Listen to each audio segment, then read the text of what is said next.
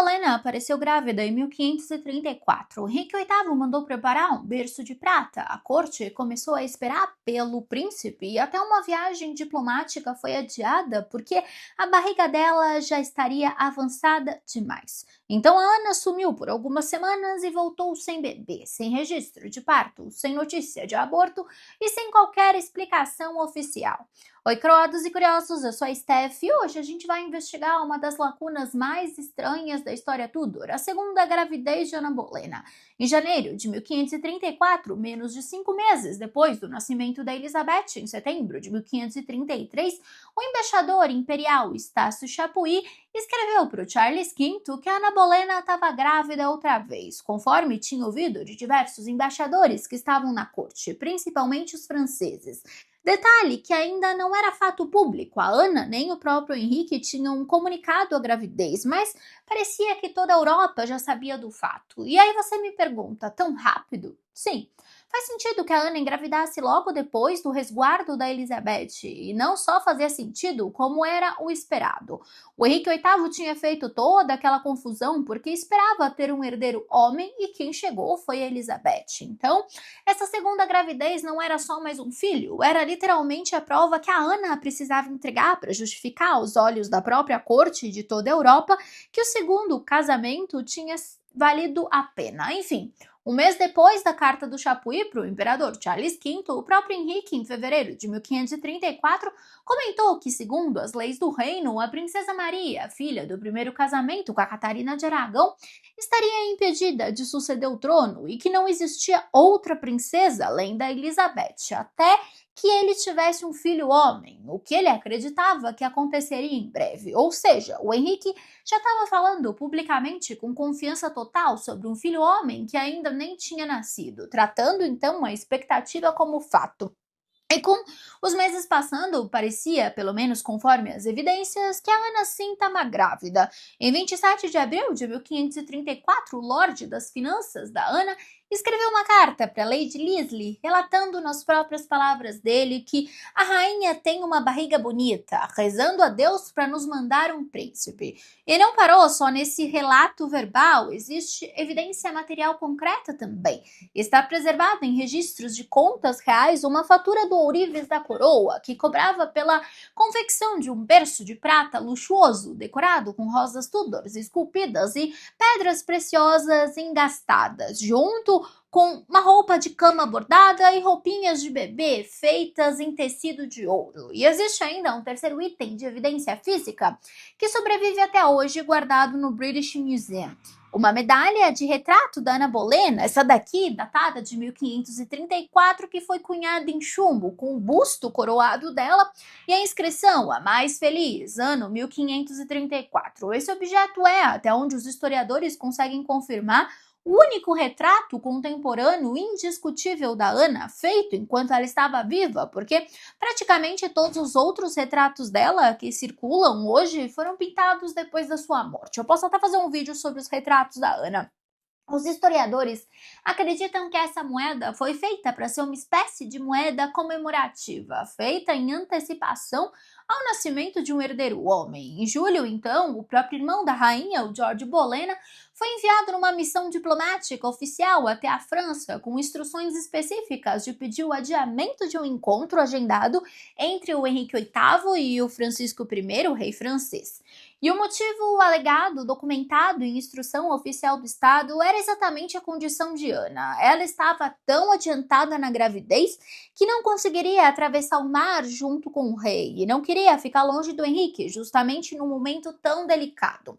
Olha o peso político disso. Cancelar ou adiar um encontro entre dois monarcas europeus não é uma decisão pequena, é a logística internacional inteira sendo reorganizada, protocolos diplomáticos sendo reescritos, tudo em nome de uma gravidez que até aquele momento, em julho, ainda era tratada como certeza absoluta dentro dos círculos de poder mais próximos da coroa inglesa. O próprio Chapuis escreveu de novo no fim daquele mesmo mês de julho, confirmando que a viagem da Ana à França era impossível por causa da condição dela, usando praticamente as mesmas palavras da instrução oficial enviada por irmão dela, o George. Tudo parecia bem, Até que não ficou mais. E a história fica estranha agora porque logo depois desse pico de confirmação em julho houve o silêncio. Nenhuma fonte menciona nada sobre a gravidez durante quase 2 meses inteiros. Um vácuo de informação enorme, considerando o volume de correspondência diplomática detalhada que normalmente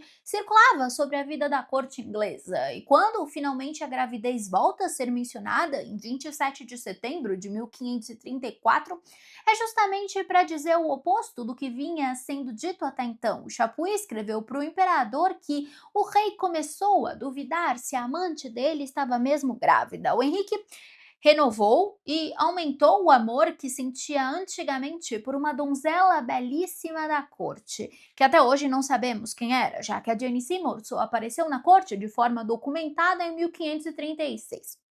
Essa carta de setembro é o único indício direto que sobreviveu de que algo tinha dado errado com a gravidez, mas repara bem, o próprio Chapuis não mencionou parto, não mencionou aborto, não mencionou natimorto, ele só registrou que o próprio rei passou a duvidar se a gravidez era real. Isso levanta uma pergunta desconfortável. Será que o Henrique estava duvidando porque descobriu que nunca existiu bebê nenhum? Ou será que ele estava simplesmente reagindo com a típica impaciência dele ao fato de que o parto esperado não estava chegando e a barriga, que meses antes parecia tão promissora, simplesmente parou de crescer ou nunca mais foi mencionada com o mesmo entusiasmo? A mesma carta do Chapuis traz ainda um detalhe pessoal e cruel, que merece ser contado. Quando a Ana descobriu esse novo interesse do marido e reagiu, o Henrique respondeu com raiva, dizendo que ela deveria se contentar com tudo o que ele já tinha feito por ela e que, se pudesse voltar atrás, não faria de novo o que fez. E aqui foi o primeiro momento então registrado, que claro, podia ser fofoca, já que o Chapuis era inimigo declarado da Ana, que alguém escreveu que o relacionamento dos dois já começava a azedar. E detalhe que ele mesmo advertiu o imperador na própria carta que isso não era uma certeza, já que ninguém podia confiar no temperamento instável do bifão. E é justamente nesse ponto cego, nesse buraco negro documental entre julho e setembro de 1534, que os historiadores modernos se dividem em pelo menos três teorias completamente diferentes sobre o que realmente aconteceu. A primeira teoria, defendida pelo biógrafo mais respeitado da Ana Bolena, Eric Ives, é que a Ana realmente estava grávida e sofreu um aborto espontâneo durante aquele verão de 1534. Segundo ele, conforme o costume da época, quando uma rainha estava próxima do parto esperado, ela formalmente ia para um quarto separado para sua reclusão pré-parto e não houve registro da Ana tendo feito esse recolhimento em 1534. Assim, ele argumenta que isso indica um aborto acontecendo antes desse estágio avançado de se recolher, não um natimorto, que isso já teria ocorrido depois que a reclusão formal teria começado. O Ives também rejeita especificadamente qualquer explicação alternativa envolvendo estresse psicológico, dizendo que a Ana não tinha motivo óbvio para um colapso emocional naquele momento específico, já que ela tinha acabado de dar à luz a uma filha saudável apenas 8 meses antes. A segunda teoria, defendida pela historiadora Retta Warwick, que eu não gosto muito dela, propõe uma leitura diferente, que a rainha efetivamente deu à luz a um bebê natimorto no fim de junho daquele ano, situando o desfecho numa janela muito específica, entre 26 de junho e 2 de julho de 1534.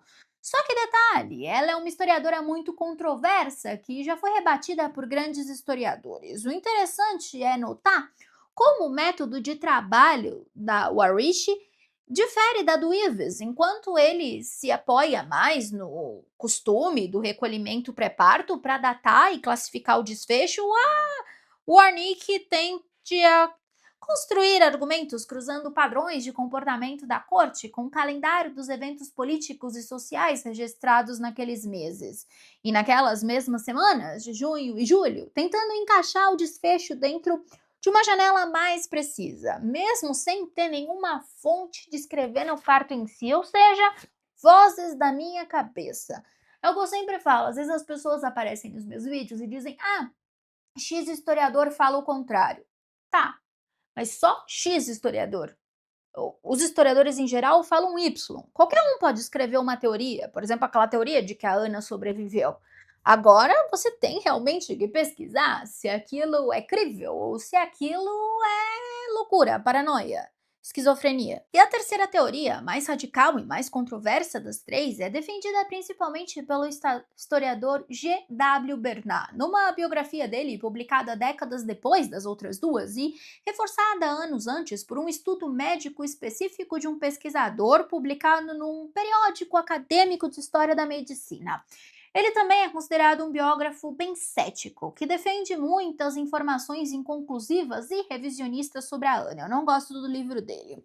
Ele diz que a Ana nunca esteve realmente grávida em 1534 e que o que aconteceu foi uma gravidez psicológica, como eu comentei com a Maria I, né, no vídeo da semana passada. Para ele, esse tipo de gravidez fantasma acontece com mulheres desesperadas demais para provar a própria fertilidade. E a Ana se encaixaria, é claro, nisso. Então, no final das contas, o que a gente sabe com certeza absoluta e o que continua sendo até hoje um mistério historiográfico genuíno sem solução definitiva.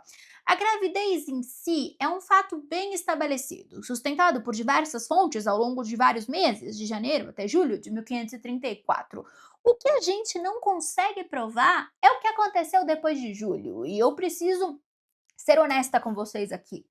Essa ausência de registro não é um acidente, é um dado histórico em si mesmo. Quando a Catarina de Aragão perdeu bebês, existem cartas de embaixadores descrevendo a perda com detalhe.